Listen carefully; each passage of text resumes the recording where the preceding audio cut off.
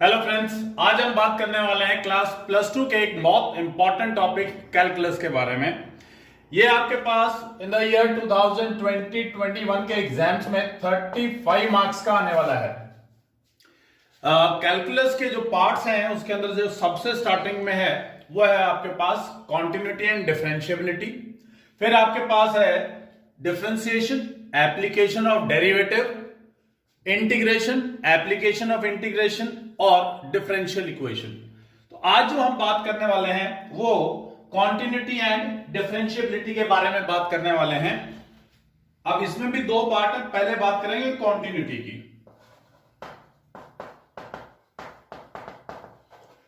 Continuity continuity की definition के हिसाब से बात करें तो दो तरीके से हम इसको डिफाइन कर सकते हैं। कॉन्टिन्यूटी एट अ पॉइंट और कॉन्टिन्यूटी इन एन इंटरवल।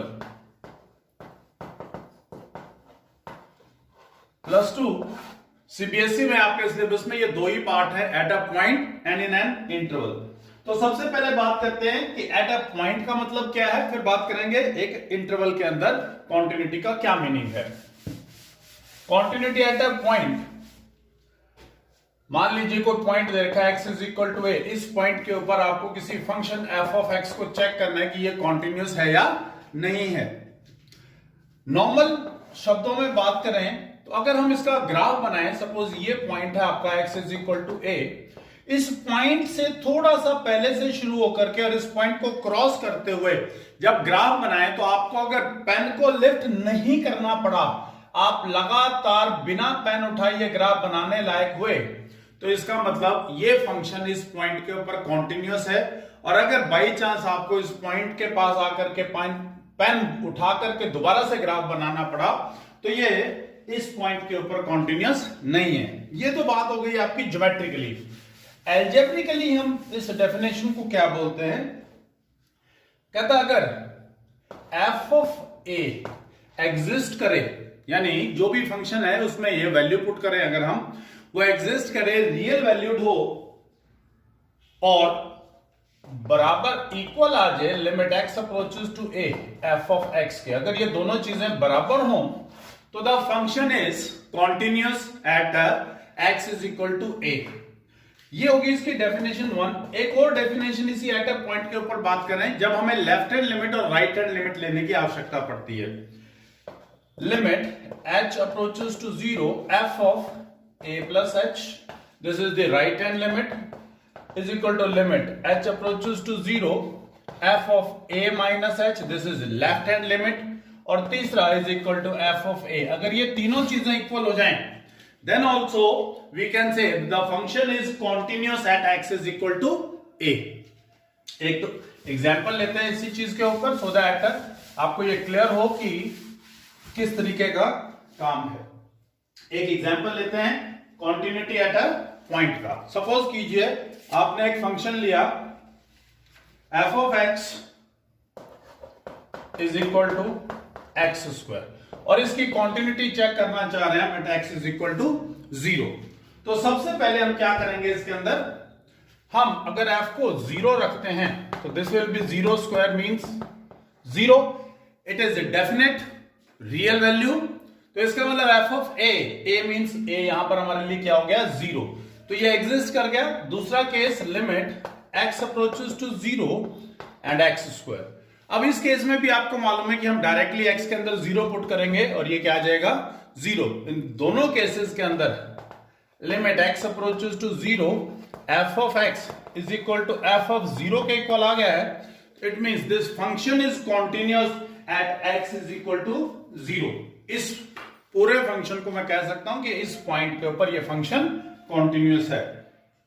अब अलजेब्रा ऑफ कॉन्टिन्यूअस फंक्शन यानी इनकी एडिशन ऑफ टू फंक्शंस किस तरीके से डील करते हैं, सब्ट्रैक्शन किस तरीके से डील करती है, मल्टीप्लिकेशन, डिवीजन, इसको बोलते हैं अलजेब्रा ऑफ फंक्शन। तो अब बात कर रहे हैं अलजेब्रा ऑफ कॉन्टिन्यूअस फंक्शन की। सपोज f और g दो कॉन्टिन्यूअस फंक्शन हैं तो sum of two continuous function is also continuous, difference of continuous function is also continuous. किसी कॉन्टिन्यूस फंक्शन को अगर हम किसी कांस्टेंट टर्म से मल्टीप्लाई कर दें, even then the function will remain continuous. Product of two continuous functions is also continuous. And quotient in this case आपको एक खास बात सिर्फ ये याद रखनी है कि that this function should not be zero, because अगर ये जीरो होगा then f by g is not possible. So in this case if this function is not equal to 0, then f by g is also a continuous function.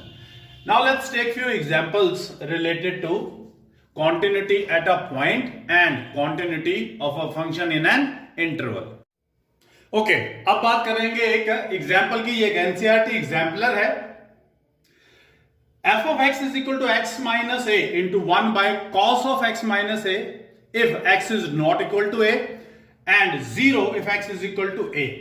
So अगर हमें इसकी continuity check करनी है at x is equal to a, तो एक part तो हमें पता चल ही गया that f of a that is equal to 0. We just have to find out the limit x approaches to a for this function.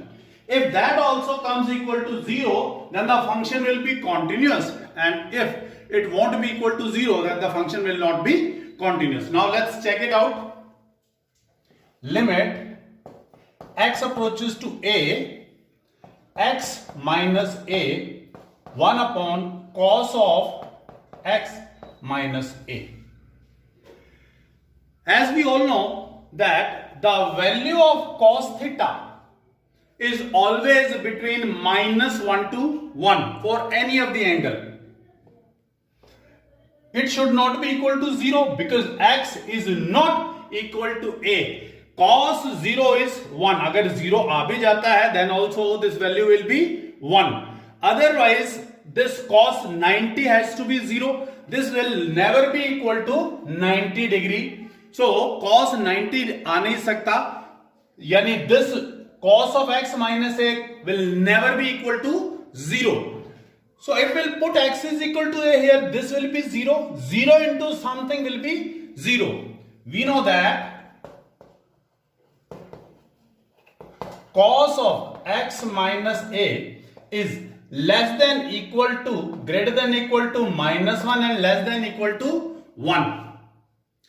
In this case,